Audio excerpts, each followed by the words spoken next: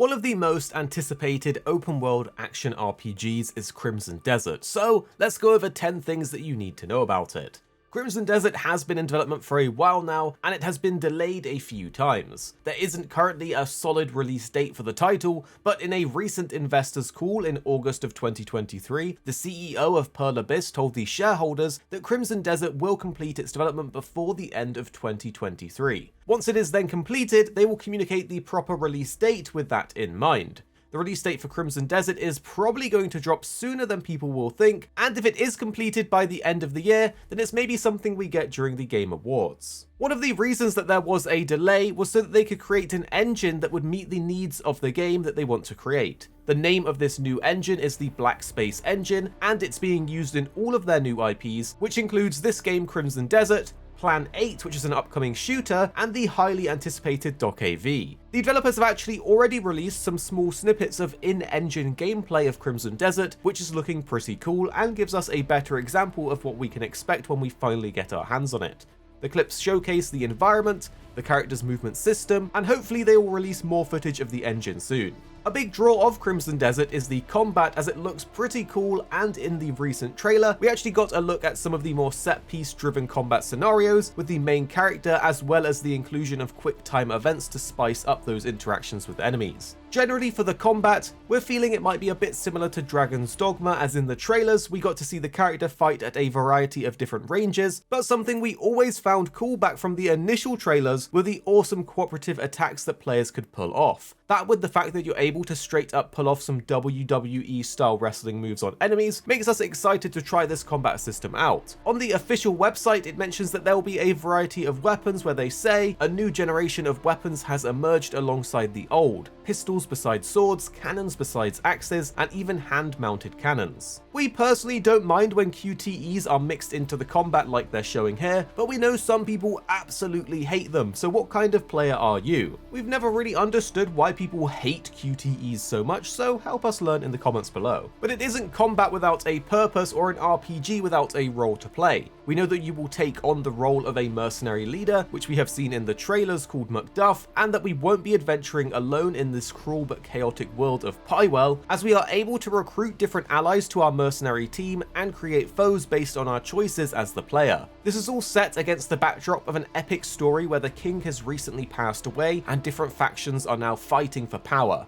On the official website, it has the full brief where it says, quote, "The king of Domenis, unifier of lands, lies in a coma. In the ensuing power vacuum, those who have suffered under his iron rule will now seek to exploit his weakness. Some who have felt the oppression of his conquests seek only independence, but others dream of getting their own absolutist rule. In this time of turmoil, you will not survive against such powerful foes alone. You better assemble a team. You must travel the world if you wish to find the most battle-hardened fighters to form your mercenary company. But to earn the trust of such esteemed warriors, you must first become one yourself. Every mercenary you meet will have their own story to tell, their own unique reasons for choosing this path, and if you want to shape these warriors into an elite fighting unit and hear those tales, you will need to earn their respect. Only then will they fight under a single banner, yours." End quote. Even though the game is gritty and grounded from a story perspective, there will be a number of fantasy elements in there, as we have seen the main character use magic and abilities which seem to function similarly to arts and skills which are in Souls-like games. As the website says, the advent of the mysterious art of alchemy has allowed some gifted practitioners to imbue those already deadly weapons with additional abilities. So with the addition of being able to play a more magical playstyle, will you be picking that over a more classic close combat approach? Do let us know what you're thinking of playing, because we have a hunch that people will probably go for the more magical playstyle for those cool spells. In addition to this, we have a number of fantasy-based creatures like monsters, goblins, and more. The fantasy aspect even extends into the exploration and story side of things, as in each of the trailers we see some mysterious gates, sky islands, and puzzles that the players will have to solve, which makes for an interesting backdrop.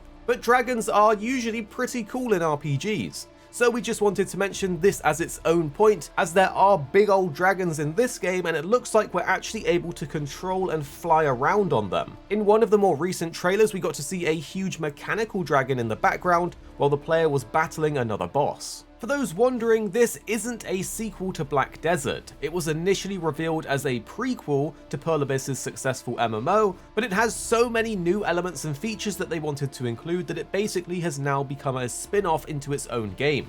And some of you may already be aware of this change, but the game is no longer an MMO, as the developers have updated the description of the game to now be an open world RPG. Although this has changed, we aren't aware of co-op being completely off the table, so this could be something that is possibly seen at a later date. The game will have a ton of quests to do, and as we have seen Macduff carry sheep and do a number of different weird side activities, which are available on the quest board, the quirkiness of the different quests make it super interesting, and hopefully there are going to be some really fun ones and not just boring fetch quests. But with that being said, would any of you have still played it if it was an actual MMO? Talking about side quests, there do seem to be a ton of mini games available to do, as we have seen the player go fishing, playing the flute, and even petting a dog, but our favourite thing was definitely seeing him be a complete bandit and just rob some random cart as if it's GTA, while they were basically on their way to go working on a farm or something. This kind of shows us that the game might have a crime system similar to how it works in GTA, but we'll have to wait and see. With the game having such a broad and expansive world, traversal is going to be a massive part of the playtime, and recently we have seen a bit more of the horse traversal that the player will experience as they ride around. You can actually battle on them and jump off of the horses in Crimson Desert, but the horses aren't your only mode of transport. As we've previously mentioned, it looks like dragons are going to be an option, and on top of that we even have a hot air balloon and this mysterious gliding ability. The game definitely looks really cool, but the trailers do an awesome job of showcasing it, so here are all of the trailers together for you to enjoy.